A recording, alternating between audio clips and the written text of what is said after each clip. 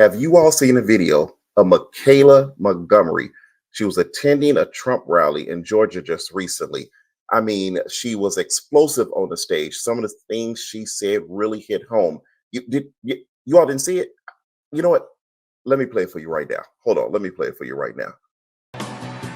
School bus driver. Woo! In a traffic jam.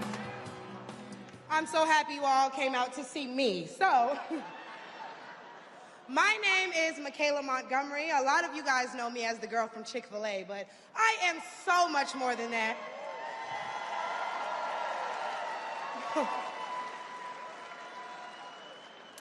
Not only do I serve as the CEO of Conserve the Culture, I am also the state director for Blexit down here in Georgia. I'm a Fulton County coordinator for America First Works, and I'm also launching a podcast on the Patriots Prayer Network, so put some respect on my name.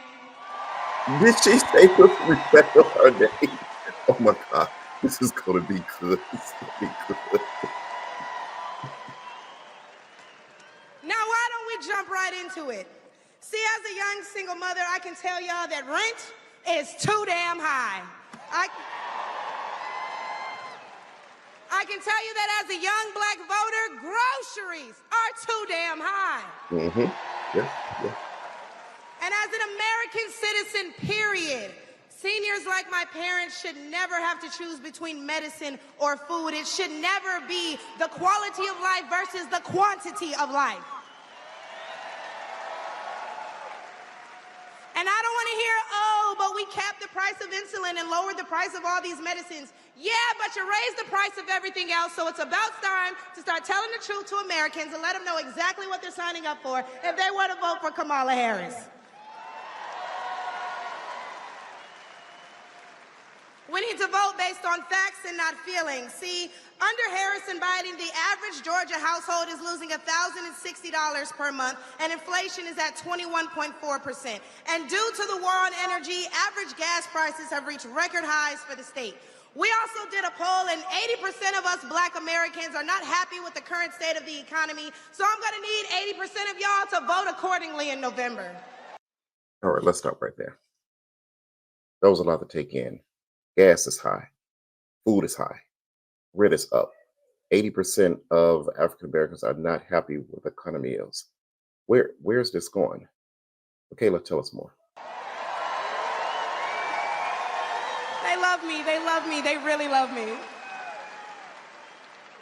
The left wants you to get in your feelings about things that have been said, but I want you guys to pay attention to what has been done. They don't want to talk policy. They just want to use propaganda to steal your vote.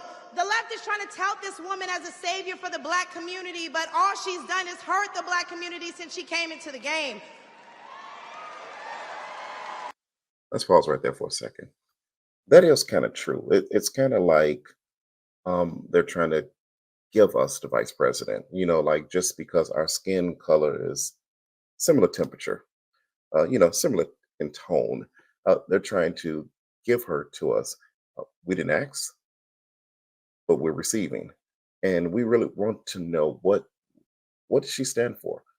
What is her plan to fix the economy? What is her plan to lower the price of food? What is her plan to stop the individuals coming over, crossing the border, and not using, the legal means to come into the country? We're all for people coming to our country. America has been American melting pot since the foundation of it. That's what it was all about. But you have to come legally through legal means. That's no problem. And then once you're here, yes, it's the land of milk and honey. It's whatever you want it to be. But we can't allow you to break the law as you enter the country because we have laws. Michaelah, you know what? Tell us some more. See, the first step in destroying the black community is to dismantle the black family. So aside from her record as a prosecutor, why don't we ask Mrs. Willie Brown if Kamala Harris cares about black families? Ooh, wow, that might be shots fired. I wonder if Mrs. Willie Brown, a black woman, is Oh, also with her. oh. If you don't know the story about that, it's alleged that the vice president back in the day was having an affair with an individual who's married and also in politics. I believe that's exactly what Michaelah was hinting at there, and that's a valid question. Michaelah, what else you have? A few days ago, President Trump said he didn't know Vice President Harris was a black woman. I'm trying to figure out what all the outrage is about because she's only black when it's time to get elected. Mm, Did I lie? The same black people who are mad at Trump for being confused about her race, ethnicity, nationality, whatever, are seemingly forgetting that while you're touting her as a savior for black people, she identifies as an Asian woman. mm. She chose her side and it wasn't ours. When asked if she would ever do anything specifically for black people, she said no. Whereas Trump gave us the Platinum Plan, which specifically uplifted the black community by increasing capital by almost $500 billion, Wow. creating 500,000 new black businesses, and would give black churches the ability to fight for federal resources for their communities. Okay. Okay. And why are we acting like strong borders aren't a thing literally everywhere else in the world? Since when has being patriotic been a crime? Okay. I just touched on it just a second ago. We do need stronger borders. Um, Historically, if you look at it, when Obama was president, there was more people deported from our country than in the last two presidency administrations. So I'm seriously questioning why is it that there's a floodgate of individuals? And again, let's keep it real. We have no problem with people entering our country if they go through the legal channels. There's more than enough room here for everyone, but you just have to go through the legal means, and you just have to come here the legal way. I mean, think about it right now. Let's use it. I'm an African American man. If I got on a plane right now and tried to go into China without the legal means, would China just let me in? Would North Korea just let me in? Like, hey, yeah, sure, just come on in. No, they wouldn't. So therefore, there shouldn't be any less of a standard here in the United States of America. Let's see what else Michaelah has to say. See, a few weeks ago at the debate, Trump mentioned black jobs, and a lot of people got in an uproar as if they didn't know what he meant. Well, we go to the polls and cast our black vote. We go to the stores and spend our black dollar. We live in our black community, but for whatever reason, we draw the line at a black job. Oh, but wait, because if you're wondering what a black job is, please, I encourage you all to drive through Atlanta at all these beautiful black-owned businesses and check and see who works there. Probably a black person working for a black entrepreneur, recycling the black dollar, creating black generational wealth. I can pause and say that might be the way to define a black job. But I mean, traditionally, we kind of know what black jobs are, quote unquote. Um, it's a historical fact in this country that we do use certain types of labor and attach them to certain type of nationalities or race. I mean, it's no different than you believing that if you needed something cleaned in your business, that you would say that you would look toward a Hispanic owned agency to do the work because it's fast, it's efficient, it's economical, and they do a very good job. There's a certain skill set in certain jobs. African Americans, you can find us more fast food restaurants. You can find us doing service orientated business. And that doesn't mean that African Americans and Hispanic individuals cannot work in any other jobs. So they're merely just identifying jobs that you would normally find an individual working at. And I mean, it can't be a lie or it can't hurt anyone's feeling if there's truth that's built into it. Let's see what else Kayla has to say. If they come here illegally and they're taking your jobs and your resources, then please believe my cousins in the Appalachians, they coming for you too. And y'all know Kamala Harris has yet to say Laken Riley's name. Mm. As borders are, she opened the border to millions of illegal immigrants that have flooded American streets with deadly drugs and gangs that have spiked overdoses by over 124% and brought more crime into minority communities. So how's that for black folks? But let's take race out of it. Just as a woman, period. How can you be a champion for women's rights when you're taking away opportunities from biological women and giving them to transgendered ones? Mm. Now, that's a very sensitive topic here in the United States of America. There's pros and there's cons for this topic all over the place. I mean, you could probably walk down the street right now, and literally every fifth person you walk into could have a different opinion just about the whole state of the United States and how transgender is being, handled here in the United States of America. It's individual choice. It's an individual way of a person approaching how they feel about that topic. It's no different than you making a decision of what pants you want to put on in the morning. You, as an individual, as an American, has your right, to make the individual choice and decisions of how you want to approach that topic. And there's nothing wrong with that. Everyone should have their own opinion. The only problem is it gets a little bit complicated when those opinions are forced or there's blur. So Michaela's touching on this topic here. I don't know if she's going to go any deeper into it, but I mean, it's a real topic and it's a real discussion, but it's not something that should be forced or pushed upon someone. It should be something that, an individual can have their own way of looking at it, their own way of handling it, their own way of approaching it, because that's an American way. That's what makes us Americans.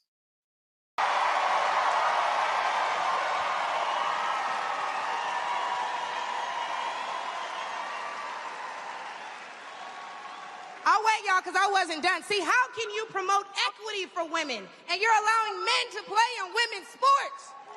Mm. And what kind of feminist would still allow men to enter their sacred spaces, i.e. our bathrooms and school locker rooms? Do I even need to mention the opening ceremony at the Olympics? Wait. Did I miss something? I didn't see the Olympics. I don't know what happened. You know what? I'm going to have to go back and watch the opening ceremony at the Olympics because it's obvious Michaelah saying something big must have happened there. Darn it, Michaelah, you should have gave me a call. I could have probably watched the Olympics. But let's see what else you have to say. Or the fact that Angela Carini was forced to fight a man and told us that she's never been punched so hard in her life. We cannot allow dangerous liberals who think things like this are okay into the White House, because my daughter will not be fighting a man at her wrestling match. Mm, mm. And what I think both men and women can agree on is that national security is important. So Yes, who it would is. y'all rather see lead us into war if it were so to happen? My silk pressed sister Kamala or the big dog Donald Trump? Okay, let's pause to talk about that. Donald Trump does have a certain way he goes about things. So if we were going to war or we were going to fight something that radical or something that's big or something, I would definitely want former President Donald Trump to be leading the way. It would be a very adventurous day. Um, not taking it lighthearted. I know there's a lot of things going on in the world today with, a lot of wars, we're attached to right now. And there's, individuals that's fighting. And I have a lot of respect for the individual who wears the uniform and goes over and fights for the freedom of our country. So I'm not making light of any of this. I'm just saying that if I was going to war and I had to pick an individual between the VP and the former president, I think I would pick Trump and take him with me. Michaelah, what else we got? And lastly, I could not get up here without mentioning my farmers, the backbone of this country. And aside from the Biden-Harris administration hurting you guys in ways we can't even comprehend by the rising cost of everything, Black farmers suffered even more due to the delays associated with the Inflation Reduction Act signed in 2022. Now, don't let the Biden-Harris administration fool you, because they waited until the 9th hour to sign off on disbursements as a last-minute attempt to garner support. But why would they hurt the agricultural industry? Probably because they're looking forward to making more money in the pharmaceutical one. Mm. And speaking of pharmaceuticals, because I promise I'm gonna wrap this up, when they bring up abortion and they talk about protecting your medical freedoms, don't be afraid to mention COVID. The Biden-Harris administration forced Americans to take an experimental vaccine and took away their jobs, their livelihoods, and their freedoms if they refused. I just want to talk a little bit on it before Michaela goes forward. Being that I was a first responder, first line, worker throughout my whole entire career, I too worked through the COVID, you know, um, incidents that we had here. There was not like much choice for us to not go to work, being that I was in law enforcement, and we had to continue going forward. Um, we did have options in the beginning when it was COVID, and whether to take, you know, um, the medicine that they was issuing out to us at the time. And later on, I do remember in the as COVID kept going on, and it seems the more they learned about COVID, the more they pushed for us to take COVID shots. And that part I didn't understand. You would think it would be just a little bit different in an administration. The more you learn, or you see that it's less dangerous, you didn't push. But I mean, I've never been a scientist. I can't say I know about microbiology and microbugs and viruses and all this other crazy stuff. I can just say that it should always be a choice and option. Whether you want to inject something in your body. Trump gave us a choice and Biden gave us a mandate.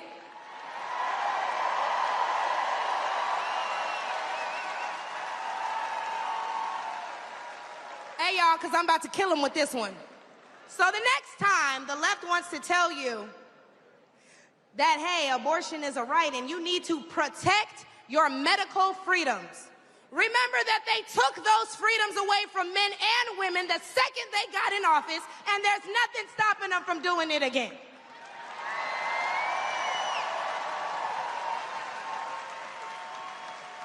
Clock it.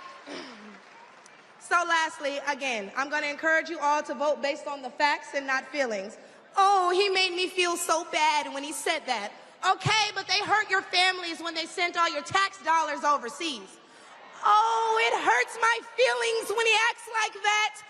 Okay, but it hurts all of us when you see an administration failing their country that they were elected to represent. In which case, I'm going to leave y'all with, hey, mama, daddy, I made it.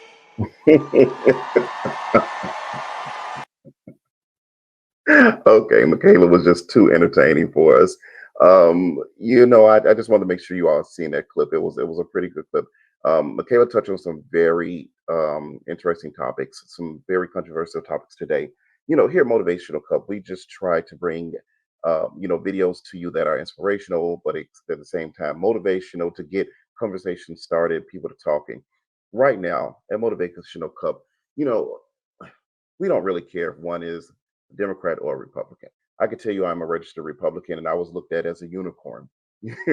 How could you be of a darker tone, skin color, and be a Republican? Well, it's not about the color of my skin. It's about, my character, what I feel is the best for my family.